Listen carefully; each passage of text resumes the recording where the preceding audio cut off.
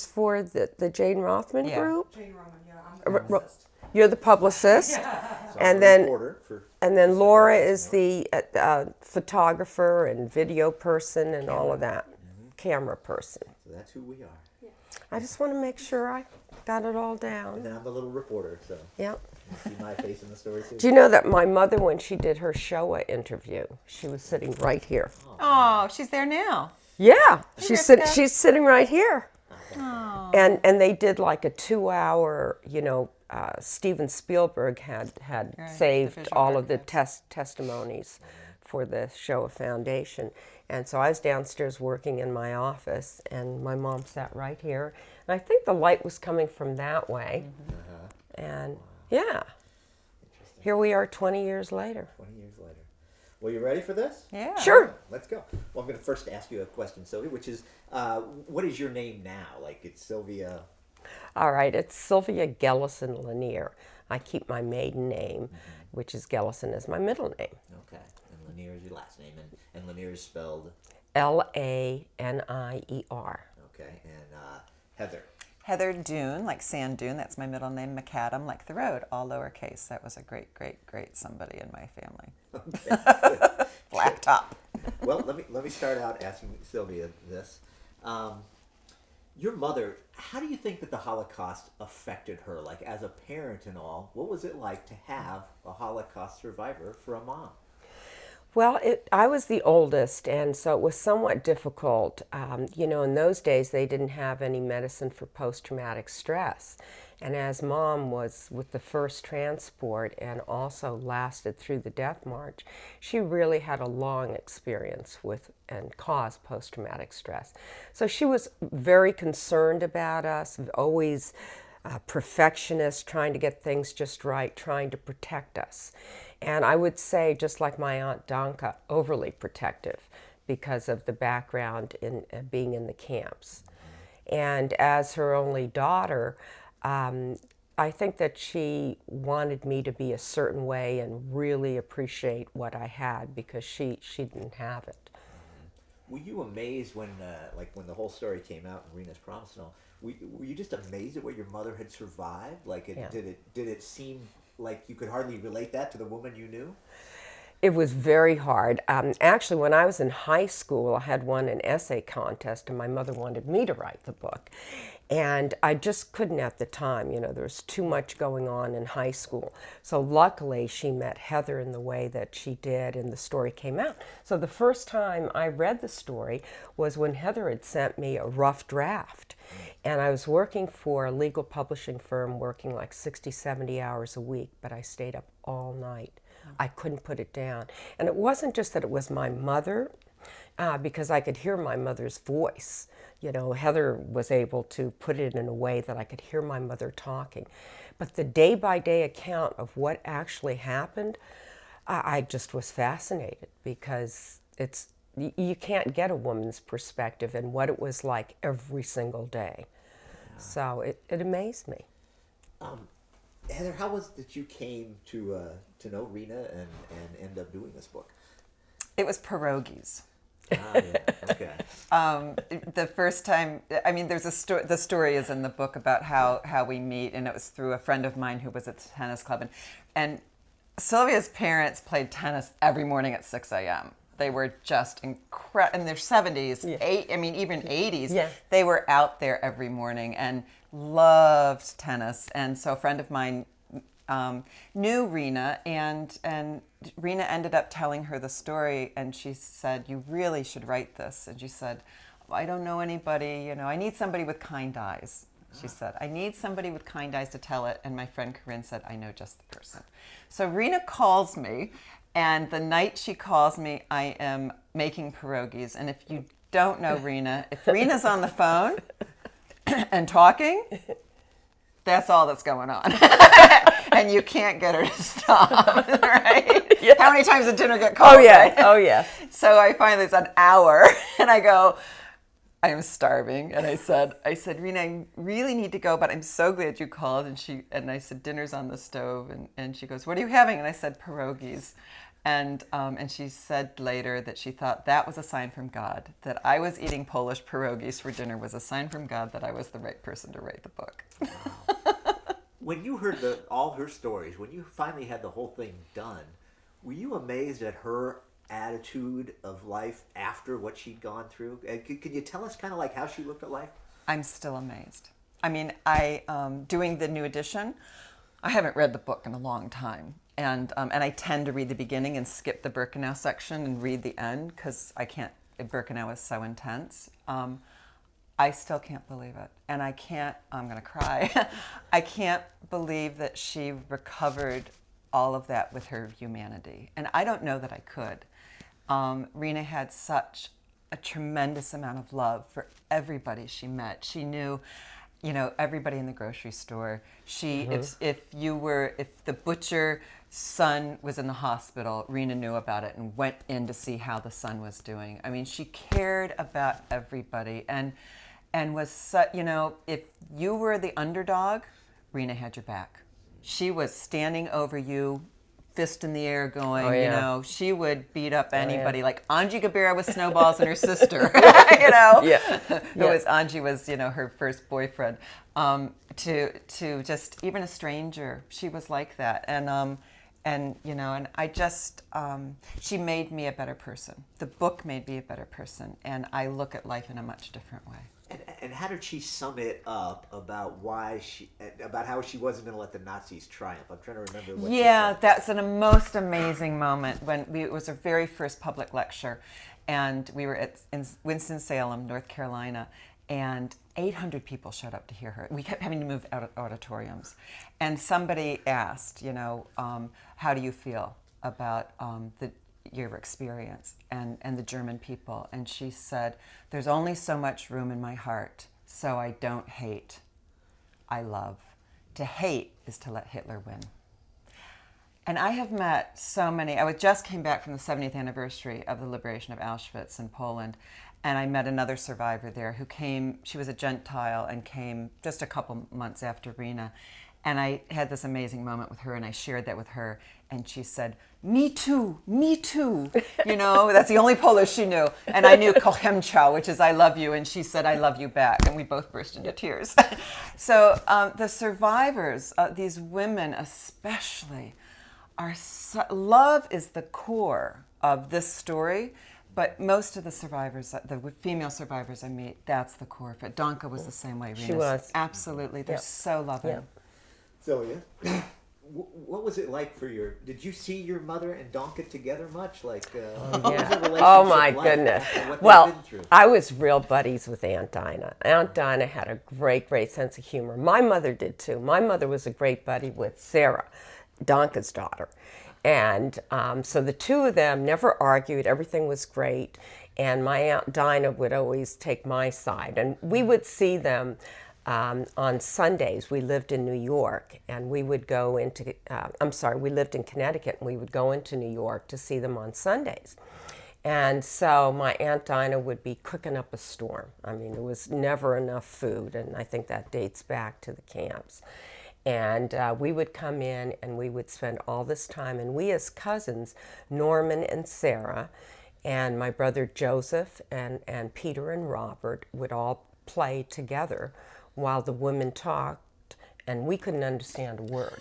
We could, they spoke very, very fast Polish, and every once in a while we'd hear, Sylvia, or, Joseph, and then we knew, oh God, what is going on? What are they saying about us? Because we could tell by the tone of voice whether it was a good thing or a bad thing.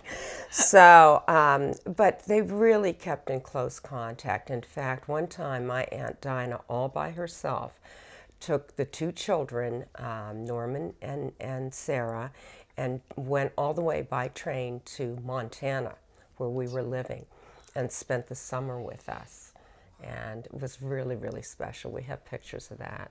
So Danka, you call her Dinah. Dinah, Okay. yeah, my Aunt Dinah. I want to make sure I'm Yeah, the right aunt there. there's. Okay. That's right. That's right. Okay. I would call her also Tante Danka. That would be Dutch. That would be Dutch. And Aunt Dinah is the English. Yeah, because now your father met your mother in the Netherlands in a camp, right? I mean, like a refugee kind of a.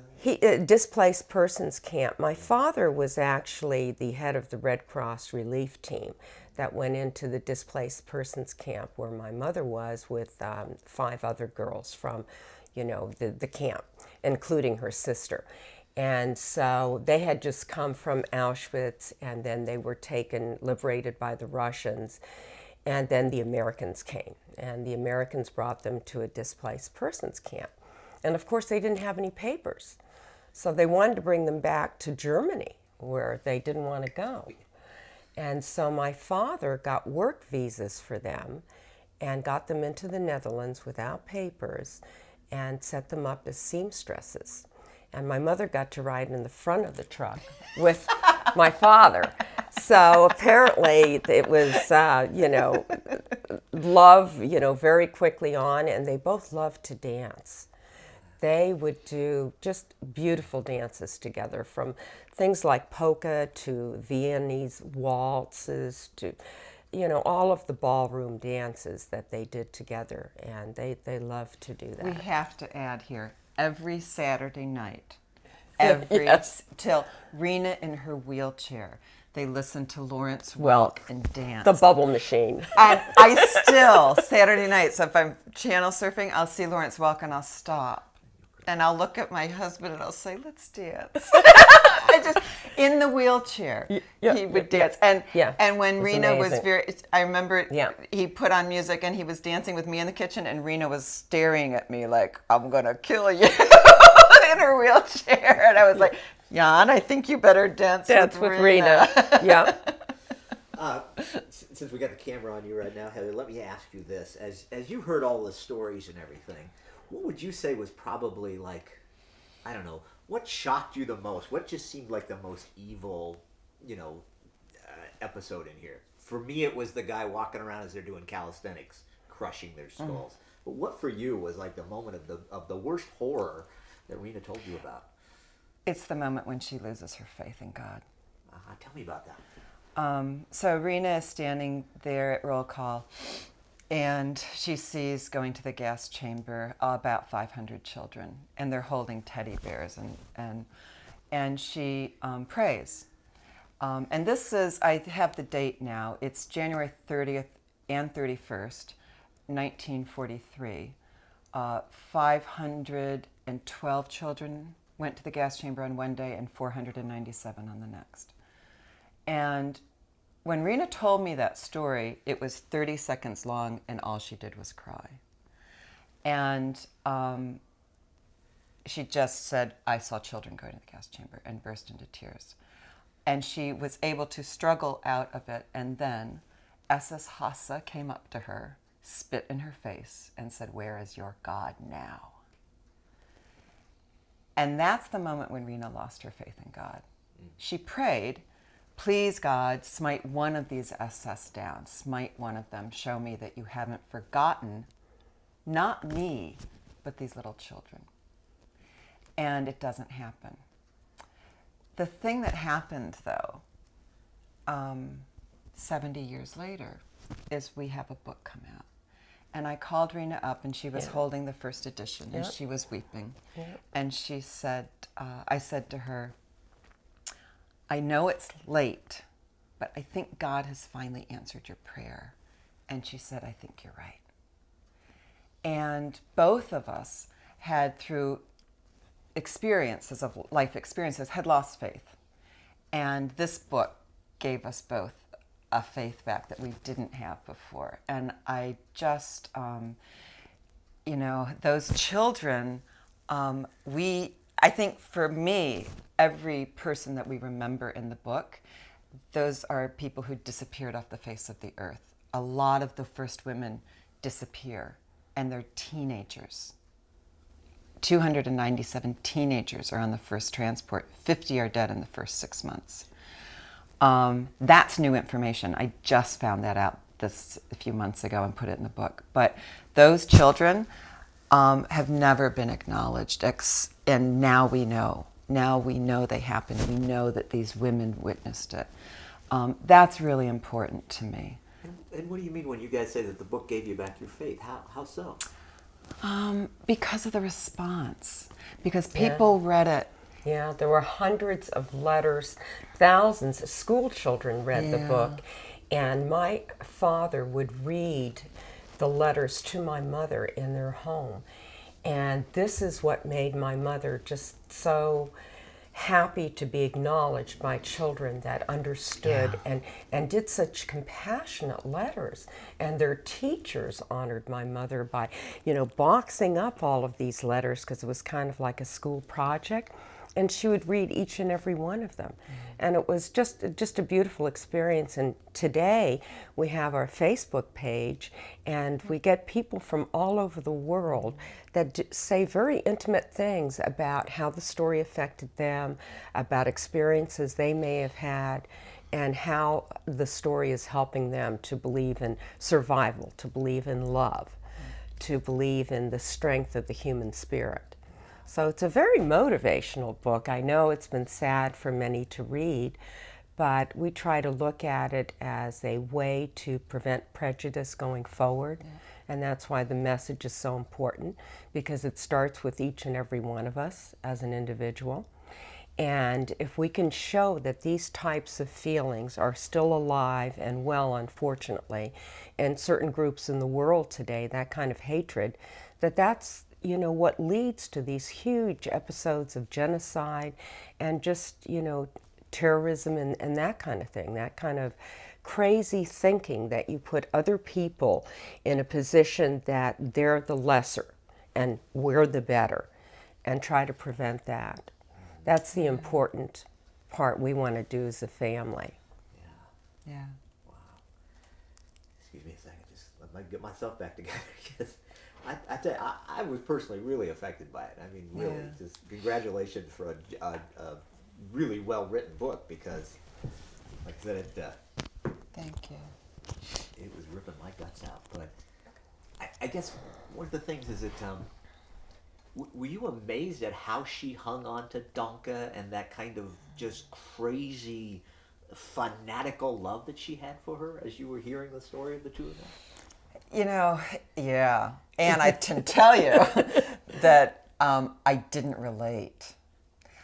So the very first draft, I remember she told me about finding the piece of potato. And there's a scene where she finds a piece, a scrap, a peeling of a potato in the dirt, raw.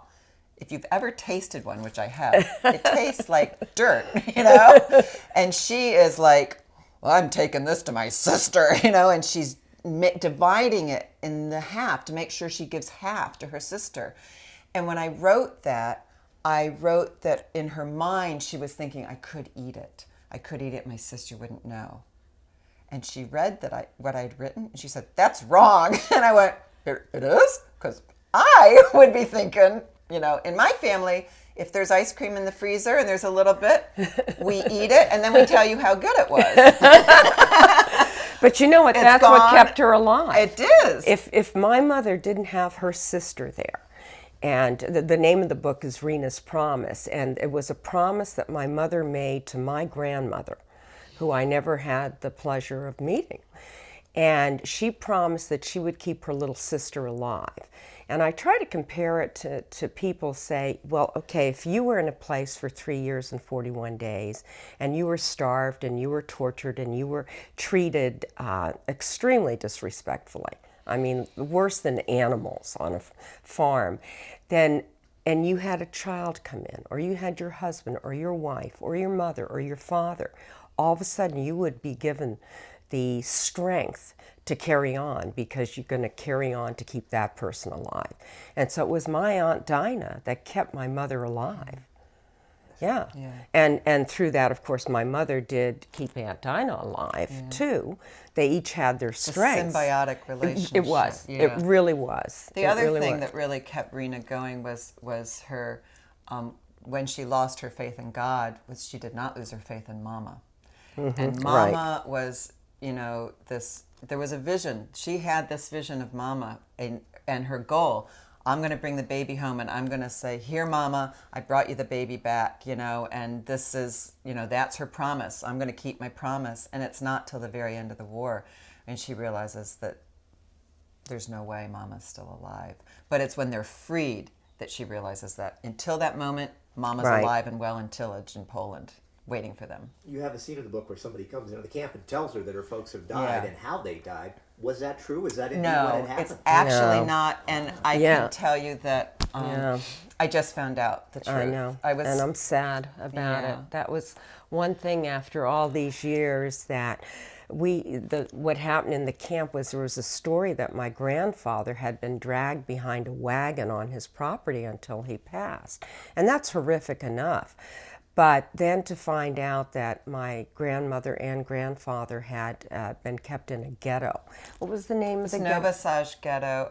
When I Yeah. was just in Poland, I went to Tillage where Rena grew up and where Mama and Papa were from, and then I drove to Grybo ghetto, which was the first ghetto they were in, and then everybody was sent to Novosaj, and everything is in a few miles of each other.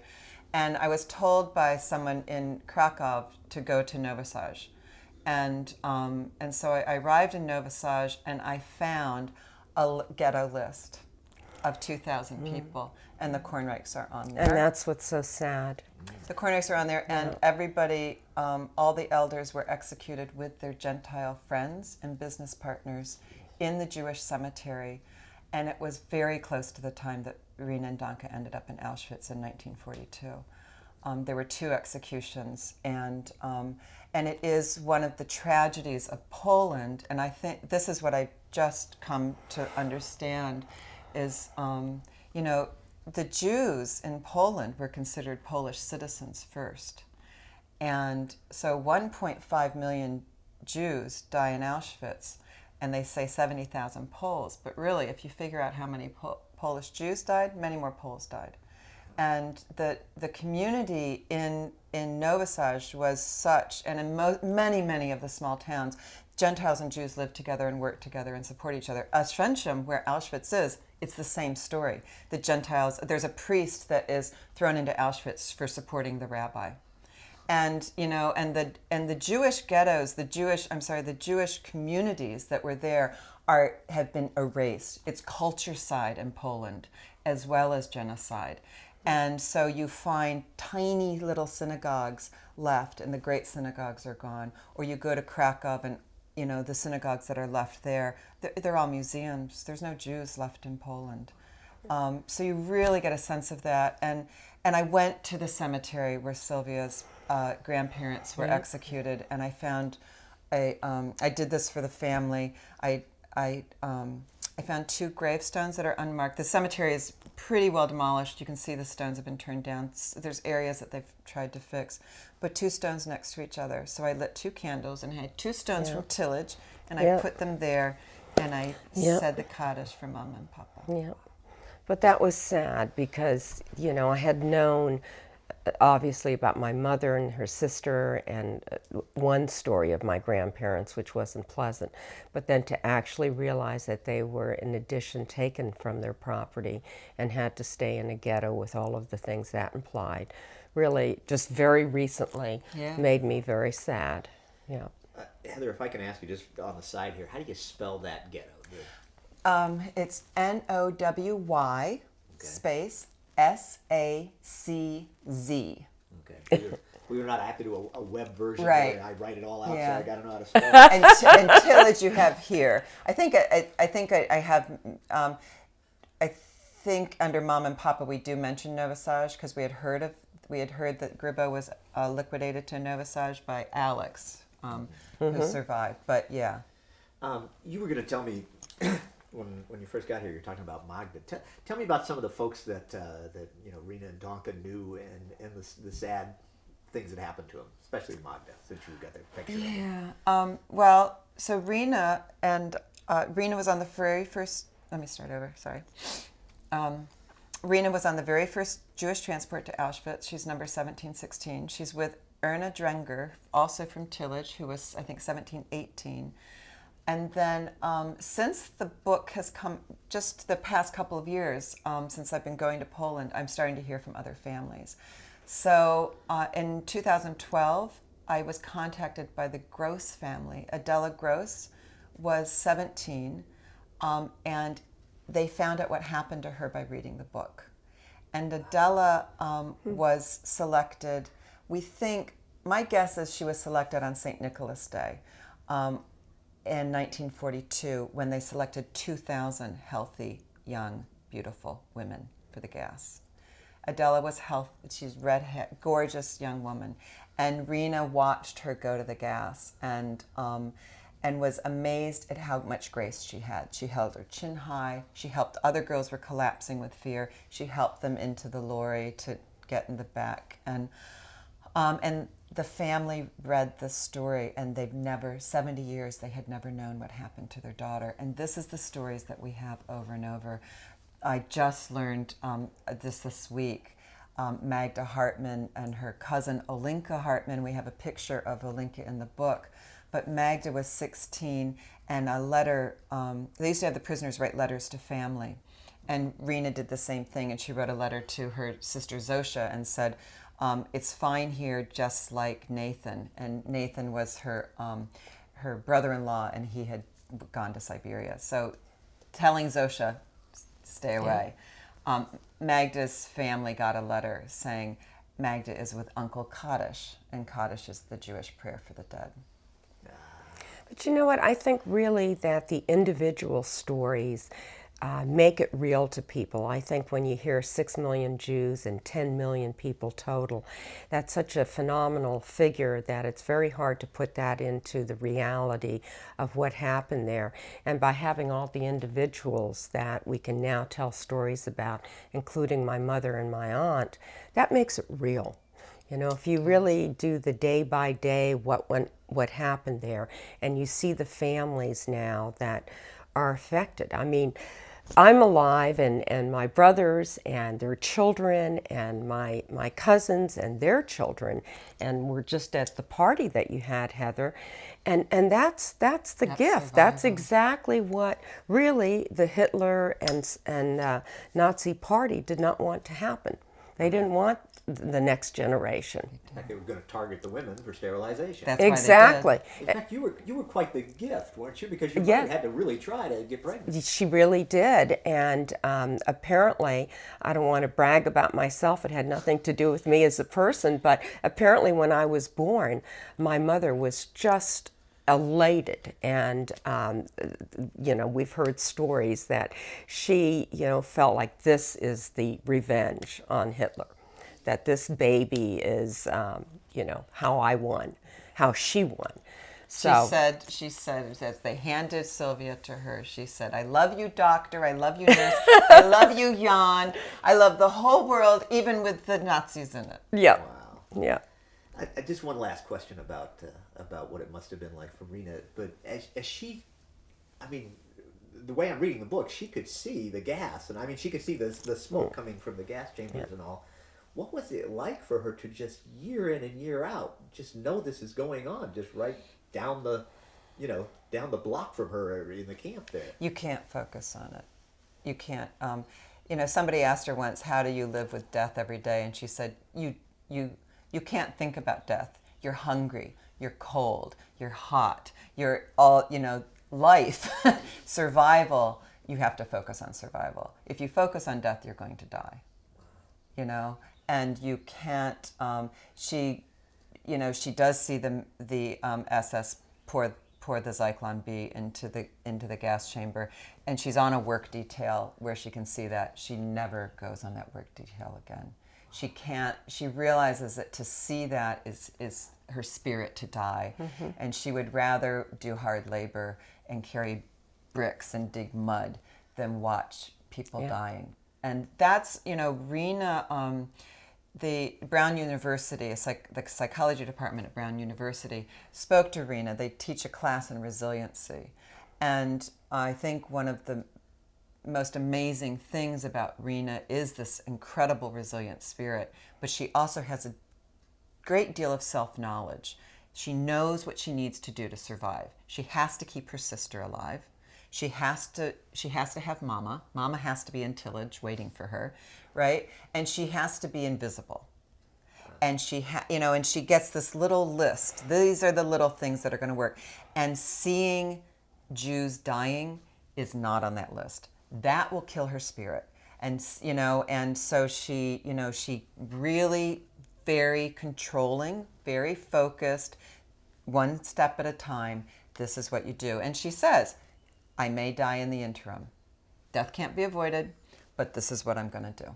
Right. Interesting. Sylvia, did your mother ever show like any kind of survivor's guilt or anything? Like, did it weigh upon her that I made it, Donka made it, but all these other people didn't Well, make it? I found out much, much later, she was reimbursed, so to speak, by the German government. And again, it was not all of the German people that were by any means responsible for this, but Germany made reparations after the war, and she would get a small check. And she would use that to give as gifts to us. When I was at college, she would send me some money from that check, so it was holy money. And she just felt that she, was entitled to that, and that it was something that didn't quite make up for what she went through, but that she could share it on with her children. Yeah. Heather, one last thing, because you just said the thing about the German people. What surprised me in all this, because you always hear about, we didn't know. But when she had done the death march and was in that new camp, and the people were spitting on them every day as they went in and out, I mean, this seems to suggest that the German people did know, and they just hated the Jews. Is that what you found in your research, or what? I think that what I've seen, and I don't know about Germany, mostly I know about Poland, is that when you can be executed for being nice to somebody, chances are you're not going to be nice to that person, which is an ethical and moral dilemma, which when I'm teaching, I challenge my students on. If you are witnessing a racist act or an act of violence that you feel you should step in and prevent, if you don't and you're a witness to it, aren't you participating in racism or prejudice? Right. And it is a challenge, especially because you may be risking your life. Germany and World War II, the whole invasion of Europe, escalates that because it was illegal to protect a Jew. Mm-hmm. Right? Yeah. So you can actually be arrested. Your family can be arrested. You can all end up in Auschwitz, which happens all the time. And so to break the law is a moral act and a moral dilemma. So, if one person spits, if you don't spit. With that said, there were many Christian families Yes. that took Jewish people and hid them. And there are beautiful stories out there of families that risked their lives and their children's lives and their property by protecting people. In the whole mass of humanity, there weren't that many, because if you had to just save your own children, you wouldn't want to take that risk. But many, many people did, and it's beautiful. And for me, my family history were Quakers. And so we hid slaves. We had a place in the kitchen underneath the floorboards across from the Mason-Dixon line. Harriet Tubman stayed there. And I grew up knowing that this is what you do, right? And so I've always felt very strongly when I studied the Holocaust as a young woman in school that we would have been one of those families. We would have hidden Jews. I just know that. And so, that's part of my, I have no problem breaking the law to defend somebody. An important lesson to know. If we do a 3-shot, should I move